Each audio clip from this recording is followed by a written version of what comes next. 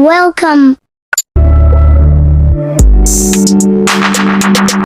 What's up, BTN family? Today I'm here with Mama Duke, Sherry in the house. And I'm the one and only, the favorite, of course. And today we're here with Grazed, Derrick and Paige Jackson. We're super excited about doing this interview. You guys are from my mother's hometown, Durham, North Carolina, and you guys are doing amazing things. So we give humble thanks for you guys being able to take us into your farming environment and allowing us to interview you guys. So thank you so much. Thanks for inviting us. We really appreciate it. That's our honor. And especially this is home with me personally, because my nana was from North Carolina. Yeah. I'm just now seeing this. I'm like, that's crazy. Even 5? All right. Now, what is the meaning behind the name of your farm, Grass Grazed? I'm getting tongue-tied. Yeah, Grazed Farm. So I guess I can take this one because when we started the farm, we realized that we wanted to raise them regeneratively, which means, which I guess Derrick can explain more about regenerative agriculture. But in essence, we were going to raise our animals on grass. And so I was like, if we're going to raise our animals on grass, we should put that in the name. So that way, when people, hear about us, they know that we are grazing our animals on grass. So our logo is actually a chicken because we started with pasture-raised chicken. And so that was kind of our start. And I think it's a start for a lot of people who start farming, really. But yeah, so the chicken, the tail of the chicken is a blade of grass because we raise our chickens on pasture. And so that's kind of, if you were to look at our logo, that's the story. It's grass grazed. We raise our animals. Interesting. Wow, that's amazing. And for those who missed, where are you located? Just in case somebody didn't listen beforehand or after. So where are you located? So we're located in Durham, North Carolina, and the United States. And we have a homestead property, which is where I am right now. And then we have a larger farm that's based in Persons County. It's about 20 minutes from here. Okay, awesome. It's amazing. And what motivated you to get into farming? That's a Derrick question. Yeah. So the motivation behind it was we couldn't find what we were looking for locally. And because we couldn't find it, and there was limited access to the kind of food that we were looking for, nutrient dense food. So that was the only alternative was to do it ourselves or else starve. I'm being, completely open here. We literally could not find it in our area. It wasn't considered a food desert, but the food that was being prepared or that was being raised was not being raised in a way that we believe was the correct way to raise animals.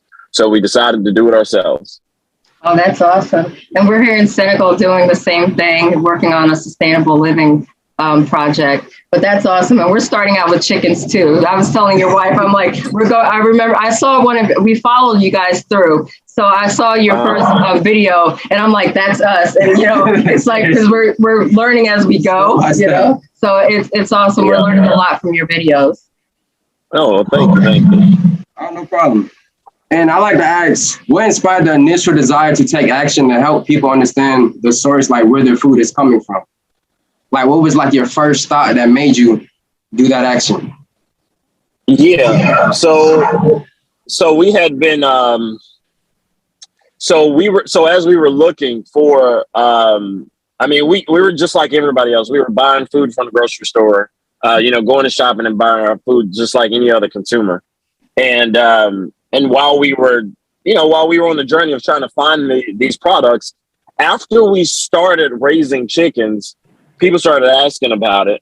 And we were like, well, you know what? We never really thought about the fact that if we were looking for it, that means other people are looking for it as well. We're not the, first people are just like, okay, well, we want to eat locally and we want to eat nutrient dense food. We want to eat, good stewarded food. Like, and so as we were like developing, or as we were considering starting a farm, we had people asking about the product, and more and more people were starting to ask, and it was like, well, if people are starting to ask, then that means that people want it. So we might as well, after we looked at the numbers, then we figured out that, okay, well, there's profit to be gained from this. It could be a profitable business.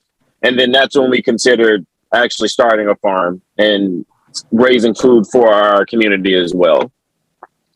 Yeah, that's amazing. That's an excellent point. And with everything happening within the last few years, it seems like most people are getting more focused on the concern of what's going into our foods and becoming healthier. So that's awesome. Coming back to nature. Yep.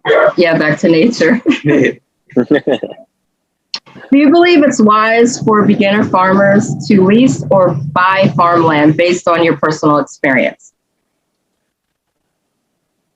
So I believe based on the things that we've done, and so we started out with leasing. Okay. We believe that starting out is the way to go. So just to get that out there, leasing land is the way to go. Short answer, yes, you should start out with leasing. And my reasoning behind that is because it when you purchase land right away, you typically have to put down, a deposit, or you got to put down, you have to put some type of money into it. Most people can't afford to just buy the land. Right. And if you do buy the land, let's say if you do have the cash, now you put the cash into an asset that it does appreciate, but it appreciates over a long, over years. Mm-hmm. So you're not going to see a return on that money for years. Yeah. So in the beginning, for me, it made sense to, lease the land, that way you keep your overhead low, and then all of that cash that you may have access to, you can put it into, assets that will produce a revenue stream. Right. And then you can, once you have a revenue stream, then you can take that money and, maybe put it into purchasing land. But in the beginning, you're gonna, if you have $100,000, if you buy $100,000 farm, after you get the farm, like how do you grow the business money after that? Yeah, exactly. And if you have access to land though, and I think that's kind of key, is having access to land, period. Like if this is what you want to do, having access is really just like the starting point. So, I think the ultimate goal is to buy the land, but you also have to think about longevity and being able to make money. So I fully agree with Derrick. I think leasing, if you're just starting out, is the way to go, to just help you in terms of business. Yeah, we looked at the video and we were looking at buying land, and then I'm like, wait, hold up. Like everything that you said made sense. We're like, because we have concerns about like termites in the soil where they can't even grow trees. Like somehow we're trying to figure out how to treat the soil. So it's like you want to possibly, especially with a startup, it's hard to find funding, for startups, even here, and you would want to have land that's already been used for farming instead of trying to figure out, what exactly to do and how to treat it. So that video helped us a lot. It really did. Even testing the quality of the soil too. Yeah. That's the first thing. That's the first. And what farming practices are, let me rephrase that. What agricultural practices do you use, like besides, no, we're going to say it like this. What agricultural practices enabling your farm to thrive? Like that you use? Yeah. 1, 2, 3. Yeah. So we are a regenerative farm, meaning our underlining priorities is soil health, right? So typically you don't hear a whole lot of livestock farmers talk about stuff like that. I mean, most of the time you hear that coming from crop farmers or vegetable growers or things like that, produce farmers. But it's the exact same. Like our priorities are soil health. We consider ourselves grass farmers because all of our animals live, thrive, and spend all of their time on soil, right? So we don't want them, standing on something that's contaminated. We don't want them grazing on things that are, on soil that is contaminated. and we don't want them grazing on dirt, right? Because dirt is the soil, because there's no nutritional value to dirt. So soil, in order for us to ensure that we're able to grow, good grass, we implement a couple different things. So we do rotational grazing, and rotational grazing is soil requires a certain amount of disturbance in order to break down certain molecules in the soil for them to reproduce themselves, right? If we don't disturb them, then they don't grow as well. Some people believe that, well, you should take animals off of land because they're destroying it. And it's like, well, that's not necessarily true. If you don't disturb it, if you don't disturb a blade of grass, then it becomes stagnant and it stops growing. If you've ever driven past a field that has never been disturbed by livestock or even people, what tends to happen is you start seeing things like pine trees and bramble and stuff starting to grow up, and those aren't necessarily things that are good for they're not bad for the environment, but they're not necessarily good for the grass or the environment. They're not necessarily great. However, when we allow animals to disturb the grass, it causes the soil molecules to, I guess you break them. We have to disturb them for them to actually want to protect themselves. And just for an example of how we see this, and we know this to be true, if you there are trees out there. Well, I guess this is all trees, but we're going to talk about sap, like a sap tree, right? Or a tree that produces any type of sap. That's where we get our maple syrup and what else? We'll use maple syrup for an example. A maple tree. If you cut a hole in a maple tree, the tree starts to produce sap, right? And the sap wasn't necessarily designed for humans to eat, because that wasn't the reason for the tree.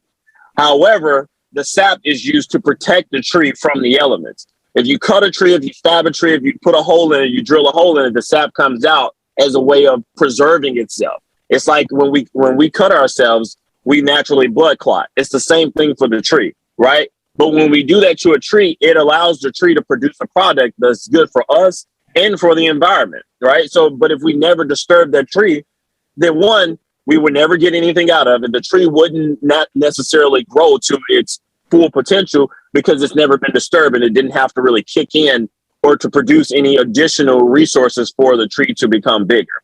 It would just grow stagnantly. So the same thing for soil. We want to disturb it, so we use rotational grazing, which is allowing the animals to be on the grass a certain amount of time to allow them to graze.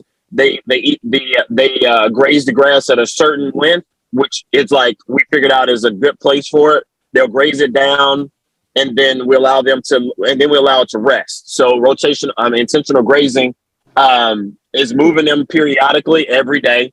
They don't sit on the same grass more than 24 to 48 hours, right? We want to keep them moving, right? The fertilizer is when they defecate, like that is the fertilizer. So we don't use any type of, artificial chemical fertilizer. Yep. We believe that nature knows what it's doing, and we don't have to reinvent the wheel with that. And that's a huge part of our practices as well. Staying away from pesticides or herbicides or anything like that. Yeah, natural fertilizers is the way, and that's what comes from our cows. And that's the manure from the cows. So that's another method. We use natural fertilizers for our soil, as well as a diverse. We don't have any monocultures, right? Monocrops or anything like that. We run a bunch of different animals on the same grass, and that does a number of things, right? It creates a diverse ecosystem, meaning that's where we live and we thrive. So on our 7 acres of land, every animal all of our animals eat and graze and live in the same environment. We don't separate them. The cows don't have their own pastures. The chickens don't have their own pastures. They all intermingle, or they don't all intermingle, but they all touch the same pastures at some point throughout the year. And what that does is it causes all of these animals provide different things for the soil. While the cows eat the grass, And they also, release their manure on the pastures. Our chickens, they come through and they eat through the actual cow manure, which causes a natural fertilizer to the ground. So they spread out the manure. They eat through the bugs and stuff out of the manure. They spread out the manure on the grass, which is our fertilizer. And they also release carbon as well, right? We use our chicken litter as fertilizer as well. So this is even a different type of fertilizer. And then our pigs also do the same thing. The only difference is with the pigs, they cause a little bit more disturbance. So let's say if we don't do any seeding, we don't have to seed our pastures because we allow our pigs to come through, and the pigs create a little bit more disturbance. But one of the things that the pig do is the pigs will push down any of the they kind of move. So they would do kind of what a tiller would do. So if you've ever seen a tiller that comes through and it kind of moves around the soil, allows the farmer to be able to lay down the seeds. Well, the pigs do that with their nose, right? They use their nose and they use their claws, right? I mean, their hoofs and their feet kind of just the way that they're designed, like they push down the soil, right? So they're like, I forgot what the word is. It is, there's a machine that does it, but we use our pigs to do it. It's not irrigating. Is it irrigating? Anyway, it's a method of like, it punctures, I think it's irrigating. You come through and it punctures the soil and it allows air to go down in the soil. It's a thing that we don't do it, but we allow our pigs to do it. So anyway, that's the other system is we run a diverse group of animals on our farm that allows us to get different types of fertilizer as well as planting cover crops, which keeps our soil covered. So we protect our soil. Keeping the soil protected is important. So we use cover crops to do that. And we're getting more into that this year by going around and planting different things throughout the farm. But yeah, so that's a couple of different methods that we use. We learned a lot in that short period of time. Like I didn't even know that pigs had the capability to like naturally till the soil, but yes, nature has everything before we had machinery. So, exactly. I tell even Josiah that more is not necessarily it's better. It's not more, and that's why a lot of people are going back to nature, back to the land, So that's awesome. We learned a lot in that short period of time. I'm taking notes. Yeah, I'm taking mental notes and I'm going to be replaying it so that I retain it. But that's really awesome. And this may be more for Paige or I guess both of you guys, but how do you guys manage to balance your obligations with your family, the farm, and still being able to market your products and sell them? Oh, wow. Well, I think that is a never ending journey. So my background was marketing before farming. So I do have that in the back pocket. So I'm not going to act like I just figured all this stuff out. So knowing, but I was marketing in like the beauty space. So I did a lot of things within like the natural hair space and then also did a lot of freelance work. So I would say that like you are always a student. So you're never going to have everything figured out. And I think that really does make you the best multitasker. And I think naturally as women, we are very gifted in multitasking. So, just knowing, I think Derrick gets more distracted with that of like, I got to do all these things. And I'm like, okay, I've got to do 25 things. And I'm like, this. So yeah, I will credit that to it being, the way that I'm designed, it's possible for me to be able to kind of put, like I've got a baby on the porch with me doing a Zoom call. It's like I'm doing these things. But no, I mean, we involve our kids. So that's also a part that allows us to be able to get things done. So with our family being involved, that makes it easier. And, we're homeschooling our kids too. And so that's also a part of like, they're getting a whole gamut of an education. Like, okay, I've got to do orders you guys are helping me with this. Like, it's a giveaway. Yeah. And we had over 100 people request seeds. And and I told another farm about it. She's like, girl, how are you going to get all that done? I was like, my kids are about to help with this. Are you kidding me? They're about to be writing letters. I'm about to be doing all this work. And they did, the kids are sitting there. So some people are going to get a really, not clean, but it's like, it never stops. And when you have a family and you're doing this, you really have to figure out how to wear a lot of hats. So the way to do that is to delegate. And when you have a family of 5, or really it's 7, including us, it's like everyone is a part of this. So it's never just one person doing one thing. That's awesome. And you're teaching the children so much. They're going to take that with them as they grow up. So that's awesome. Yeah, they need that while they're young too. Yeah. Which type of animal is the simplest for like beginner or newbie farmers like to raise? Like chicken. Chicken. That was a simple one. Derrick is definitely speaking of this, but I would say chickens because that's what we started with. And I think chickens, they always say chickens, they're the gateway. You start with chickens and that's just what you should do. But Derrick probably has another take on that too, but I say chickens. Derrick, what do you think? Yeah, I mean, I agree. Yeah, chickens are easy. It's a simple animal. There's a lot of room for error.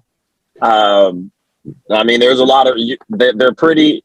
Oh no, I'm not gonna say that. No, there's a lot of room for error. You can make some mistakes and it not be too bad. So I mean, if you're looking at the sense of like you don't know a whole lot about it, you can. It's really kind of hard to go. I'm trying to think because pigs are. I like pigs, and they've become very very easy. Chickens, but chickens is a good place to start. You can make a lot of failure. I mean, you can have a lot of failure, and it's not too hard to kind of adjust. You have a quick turnaround. You see quick, everything is quick with chicken. So, it's a quick win overall, I would say definitely after you get your quick win, build your confidence because in 8 to 12 weeks, you have some confidence and you feel better. You're like, okay, well, I can do this. This is, I feel good about it. It's great for a confidence booster, for farming. However, pigs, large scale farming or, profitable farming, I would say definitely you got to get out there and do some other stuff. Chickens are great, but I think there's a lot of limitations to them, but they're a great place to start. What does it mean to you to be a sustainable farmer?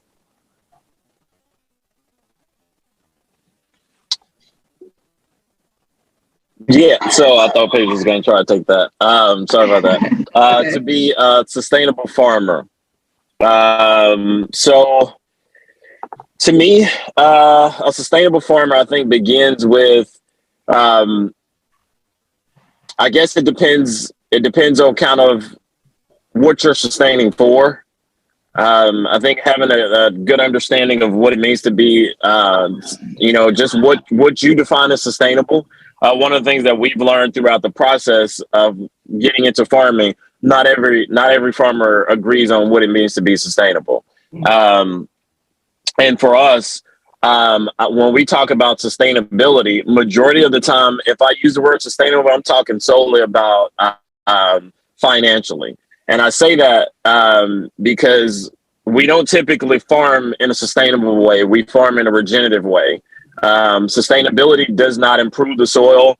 Sustainability, just if you're looking at it from a growing aspect, it kind of just takes like you're just taking, and you're taking in a way that maybe you're not taking it all at once, but you're still taking. So when we use the term sustainable farming, we talk about financial and our different operations on the farm itself. So as a sustainable farm, we try to implement different streams of revenue. So to be a sustainable farm, meaning we're not only going to we're not only going to raise one crop, one animal, one livestock. You know, we don't do that. Like we want to diversify. So we run diversified. We run a diversified operation, meaning we raise grass-fed beef, we raise pasture poultry, we raise forestry hogs. Now, we sell some of those products in one different, in one market, but we also sell those different animals or those different products in different markets. So we've diversified our system so that, one, we're not depending solely on beef to support our farm, or chicken to, or pork.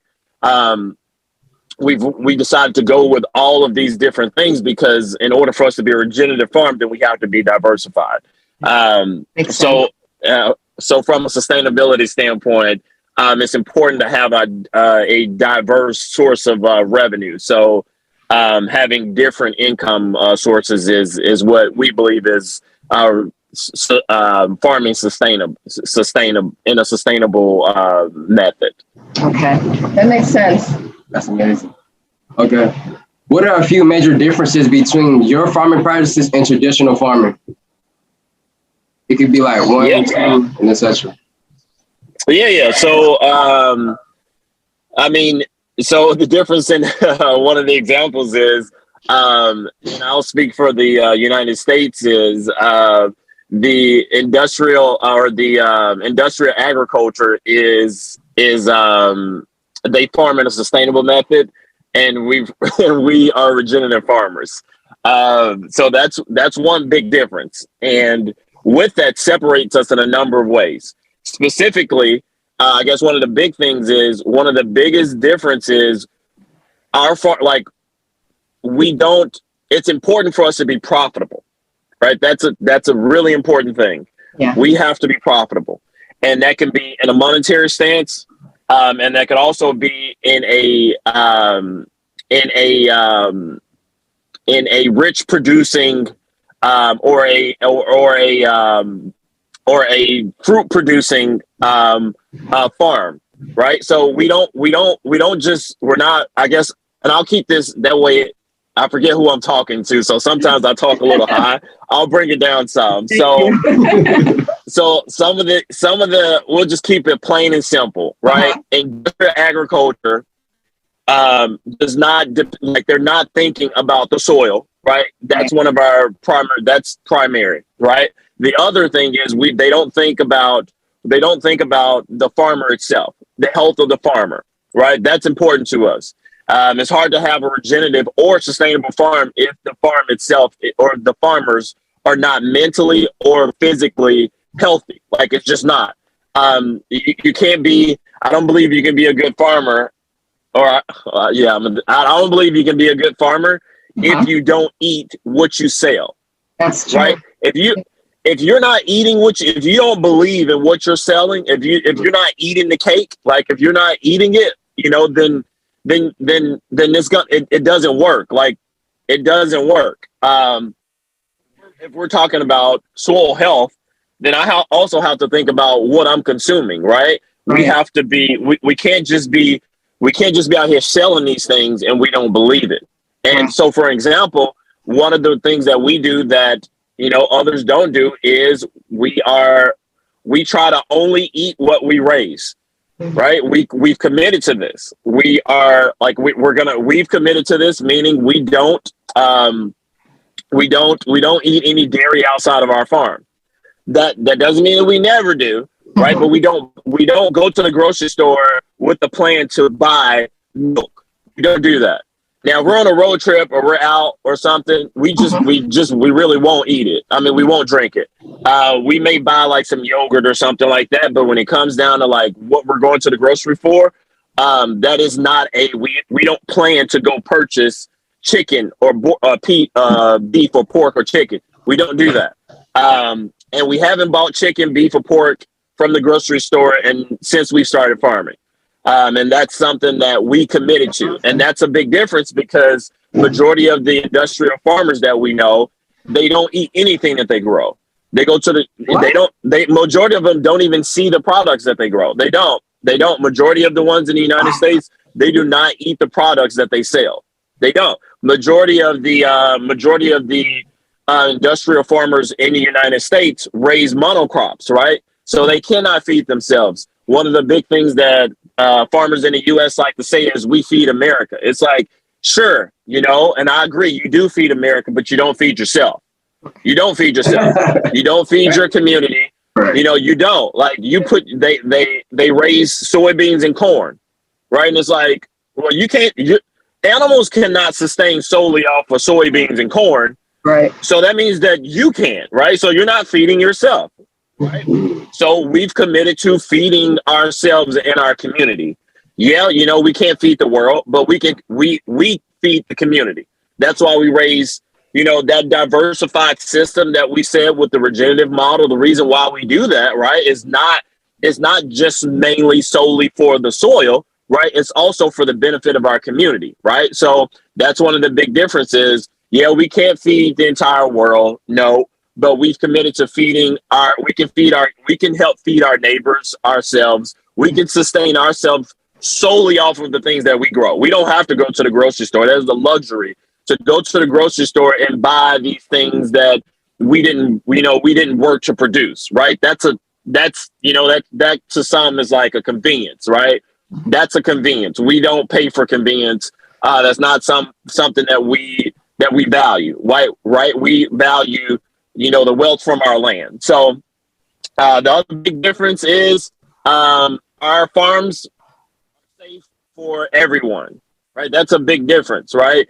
Anybody can come on our farm. My kids can work on our farm. My kids can run around barefoot. They don't, but they could if they wanted to. It's just a safe environment. There is nowhere on our farm that our kids can't go. So that's one of the, I guess those are the big differences.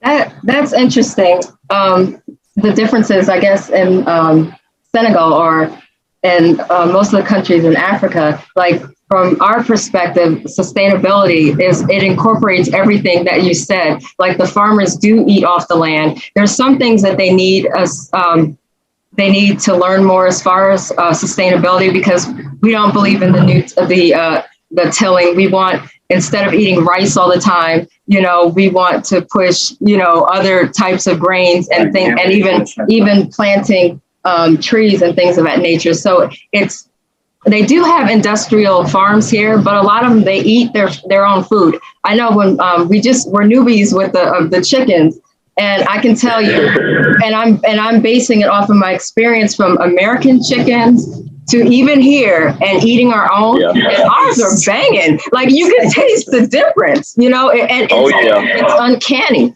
but our perspective is kind of to debunk, because you're right, industrial farming, they are using, because it's the politically correct wave thing to say sustainability, but our thing is no. Like, you have to collaborate with other farmers. You have to make sure that they're financially good. You have to give quality food. You have to, regenerate, the soil. And these are things that we're saying about the soil and the termites. I don't know what we're going to do if we get the land there, but they've learned all of these westernized ways, and we want to debunk that, because it's like the local farmers feed the economy. They have to feed their families. There's things that have to create balance, and they have, your health is your wealth, and they have to eat more, I say sustainably, but my definition of sustainability is a different umbrella than, I'm not for the industrialized agriculture at all.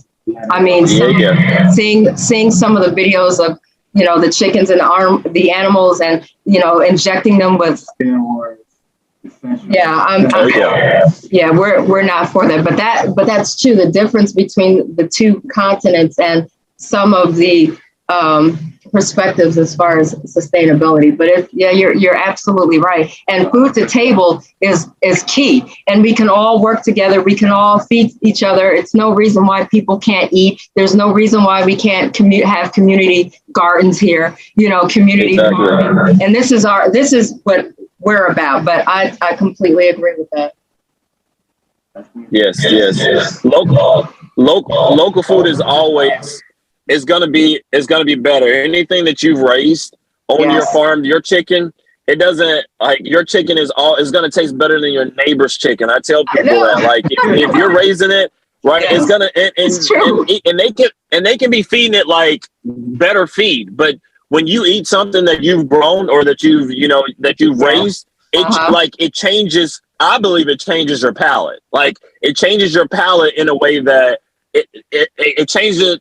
It brings it back to the way that it was, I think, originally designed for it to be. Was when you eat, right? It's not just a physical thing, right? It's also a mental thing, right? That is a true nourishment of the soul, like because you're mentally, man, I worked for this, right? I worked for this. I bled through this. I worked hard for this, and now you're consuming it. It's like a full effect, and I believe that that's the way it's supposed to be. It's not you're feeding your soul, right? And we've lost that. It's just like eating. Eating to get full is pretty much what. Just eat because you're hungry, and then just eat to get full. We're highly obese in America. I lost so much weight here. I lost a lot of weight. Being here and eating differently. So we're just doing the most, and we're eating toxic foods. Just for luxury. So exactly. Yeah, but I agree. I agree 100% too as well. So do you produce your own livestock feed or do you purchase your feed? So for currently we buy it all. We buy all of our feed.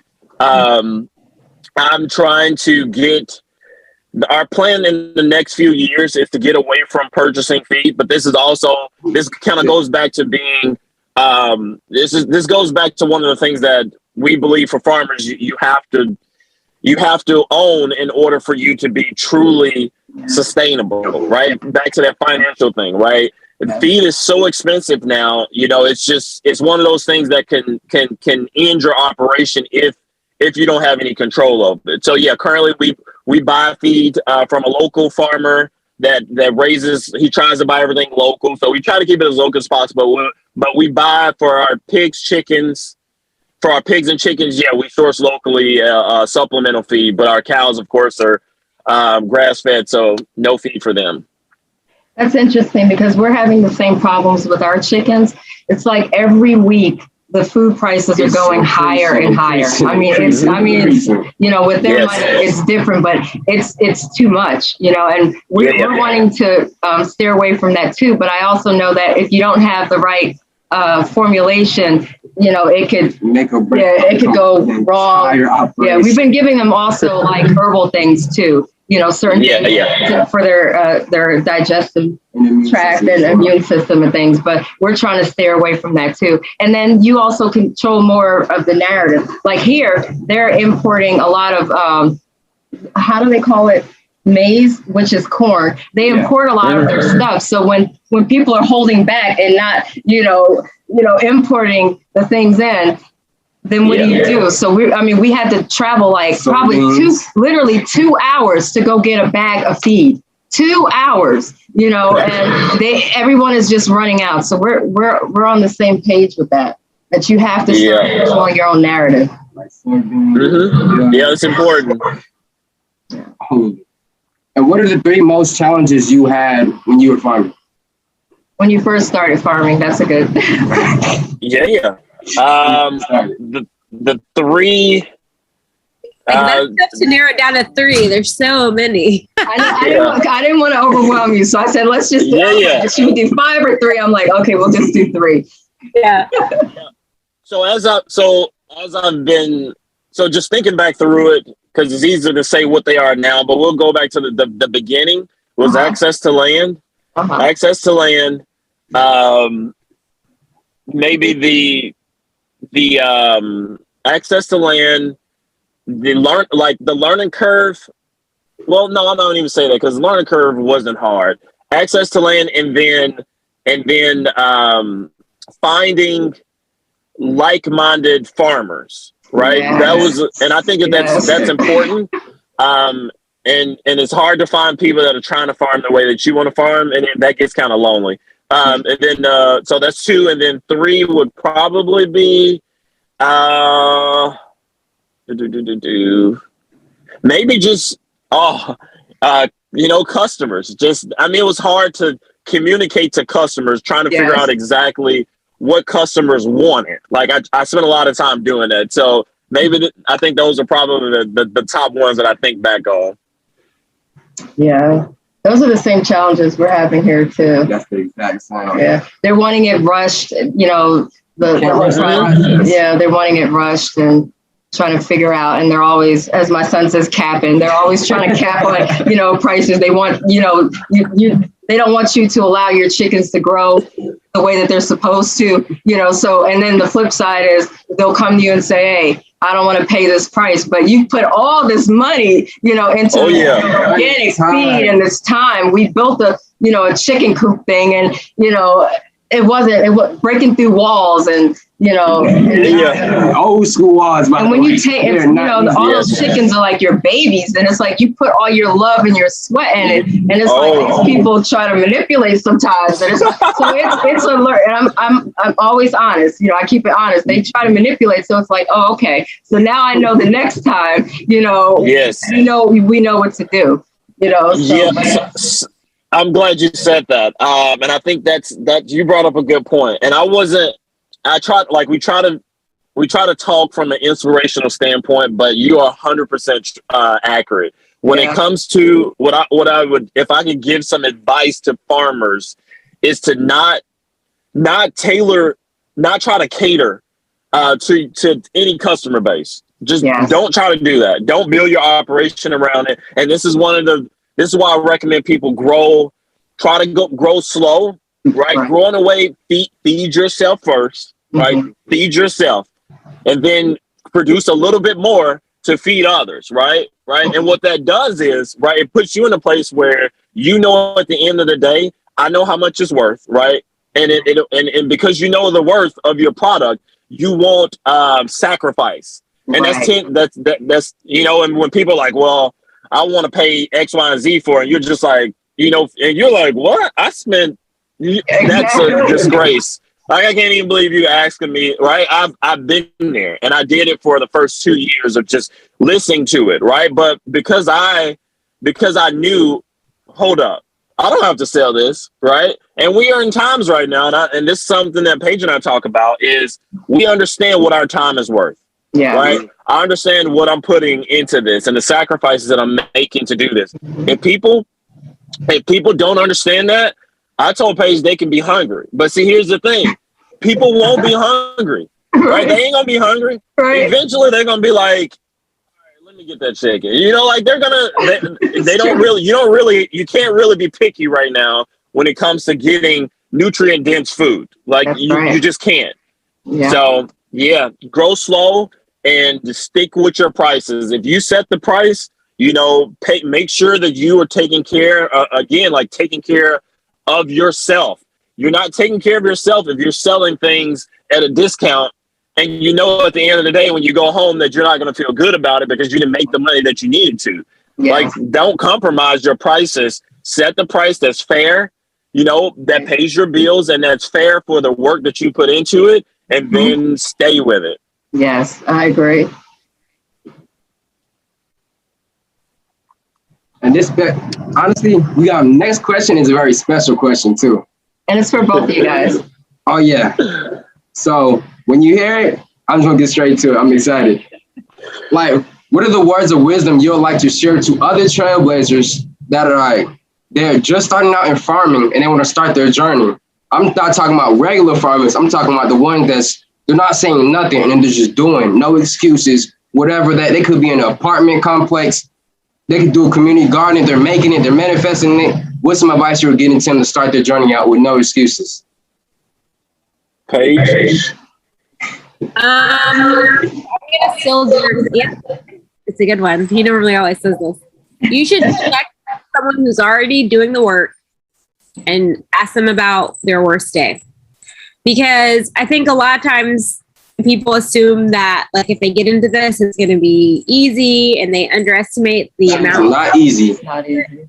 But it's actually really hard. And it is, they say you can choose your hard. This is a hard thing, but I think the ability to be able to choose is worth it. Yeah. I would say get with someone who's doing what you want to do. So if you want to be a produce farmer, if you want to be a livestock farmer, say, hey, like, I really want to do this. Can I shadow you? Can I, like, interview you, whatever you can do. And you should get out there and get your hands dirty, and then ask them about their worst day. Like, now tell me about like your hardest time doing this, because chances are you too are going to have a lot of really, really hard days.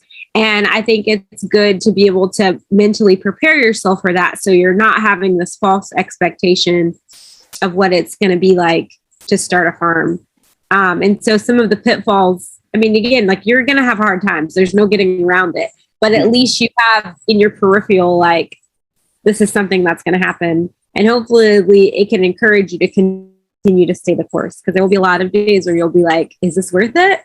Do I need to keep doing this? I know. That's what I would say. Okay. That was amazing. Beautiful. They better listen to that advice too. That'll come in handy in their journey. Most definitely. I have to say, just to piggyback, with our experience, how should I word it? It's important to align yourself with like-minded people that actually have knowledge, because what I can say from our experience, that I'm brutally honest sometimes, is that we got a lot of advice from people that, we got a lot of hard hits and lessons, from people we think that they're into farming and they know, and they didn't know. So we got misinformation. So definitely people should research different organizations. And speaking of that, do you guys have an organization in North Carolina for people to reach out to? Yeah, you mean like for farming in general, like support, like if you start or anything? Yeah. Yeah. So the ag extension is always the go-to that we tell people for resources. So, and I'll use the example for chicken. So when we needed to process our chickens, we were like, okay, how are we supposed to do this? Because the equipment is very expensive. But there's a local ag agency, like every county here in North Carolina has one, and you can contact them and you can get the equipment for like $25 a day. So it's very, very affordable. And it includes all of the things that you need, which again, like if you're just starting out and you don't want to pay thousands and thousands of dollars to buy this, or you don't know anyone, the local office is a really great resource to kind of help you to get a foothold, to get access to the things that you need. And they're great for other resources too, like education. I think they even have like a mentorship program as well. I don't know how dedicated those mentors are, but it exists and it's a really good resource. Okay. Yeah, I would. I recommend using the ag extension for equipment. But anything outside of that, I wouldn't. I wouldn't recommend it. I know Paige said that they do have these programs, but we didn't.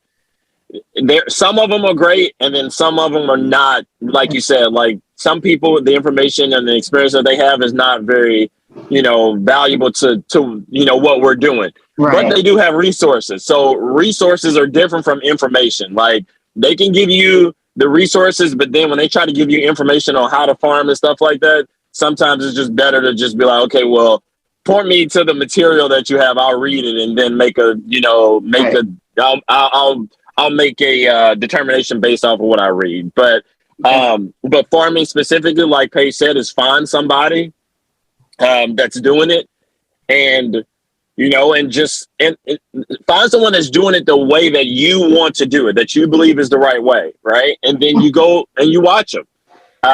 Ask them, like Paige said. I mean, I would just say literally the same thing that Paige said. I believe that's an important part of getting. Actually, some people can't and don't have time to go do that, right? So I'll say it from another side. If you have time, then go do that. If you have the resources to go and follow and shadow people, that is the great way. That's what I recommend. That's the way that I learned. However, like you said, there are people that live in an apartment complex that are watching it and they're just like, I want to do something. You can do it by where you are. Literally, there's something that you have, even if it's just like growing something, a plant or not a plant, but you can literally you can bring soil inside your apartment complex, put it in some type of shoebox type of bin, set up a way to water. You could probably do it over your sink or somewhere where there's a sink, and you can grow products indoors. So, you can bring soil inside. It doesn't always have to be outside. If you got a window, you can grow these things inside of your apartment complex. And in some places, I've seen people with chickens on their patio. Now, I'm not saying that that's something that I would do, but if I was hungry, if I can't find it, I'm gonna hey, I'm gonna do it. Like a chicken, you can put a chicken on the patio. I mean, it ain't the best, but it's also better if you don't have any other options. If there are no options, and the only thing you have to do is go to the grocery store and pick from this contaminated thing or whatever, or you don't have an option because the grocery store don't have it, get a chicken, put it on your patio deck, right?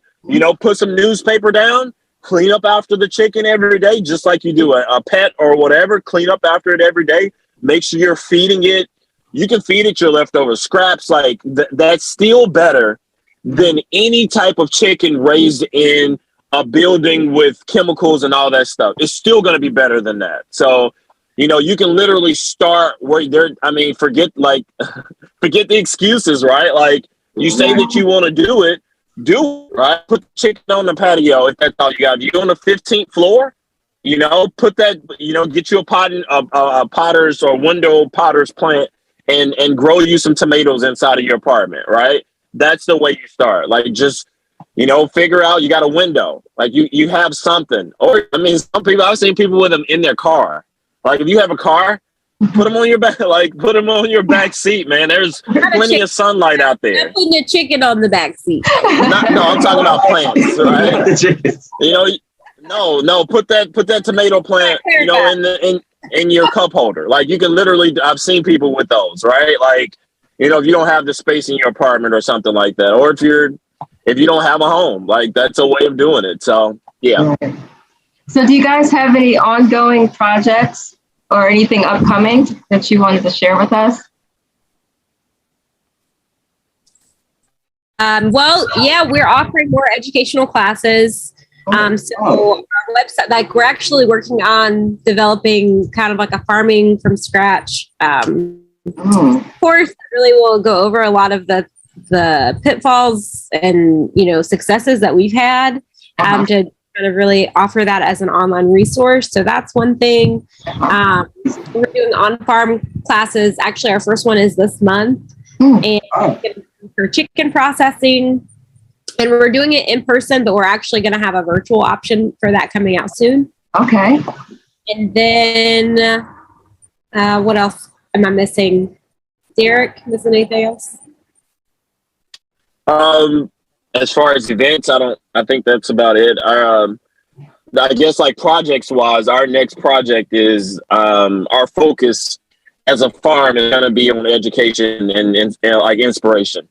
That's what we're doing. Like that's what we feel like we've been called to do. That's one of the things that we enjoy doing. We feel like we've been told this multiple times that that we have this commanding presence where people want to hear what we have to say.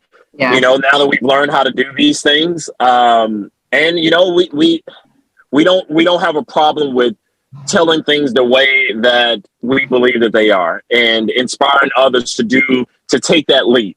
It took us a little time to take that leap, and when we did it, now there's no going back. So yeah, that's something that we're transitioning into, is trying to do more education and inspiration type events. So hosting, on-farm processing, teaching classes and stuff like that. We'll definitely be following. I mean, you've inspired us all the way in Senegal, so that says a lot about you guys. Yeah, we humbly give thanks. Sweet. And also, what are your social media handles? So you guys can find us at Grass Grazed. Our website is www.grassgrazed.com, and Facebook is Grass Grazed. Instagram is Grass Grazed. YouTube If you type in Grass Grazed, will come up, but I believe it's Grazed Farm on YouTube. Yeah. Okay, awesome. We humbly give thanks for you guys taking out the time to speak with us. Is there anything you want to say? I mean, I'm inspired, and I'm definitely going to their website. Yeah, and we're going to definitely keep in contact. We want to do other things, and we're learning so much from you guys, seriously. And we love what you're doing. And I love the fact that you guys call yourself the Stewards of Earth. That thing kept in my head. I'm like, that is just really, I mean, that's how we should all be. So, copyrighted. Yeah. Well, we'll be sure to share with you guys when we have our courses launched. Yes, that could be helpful in your journey as well. So thank you for having me. Okay, thank you so much.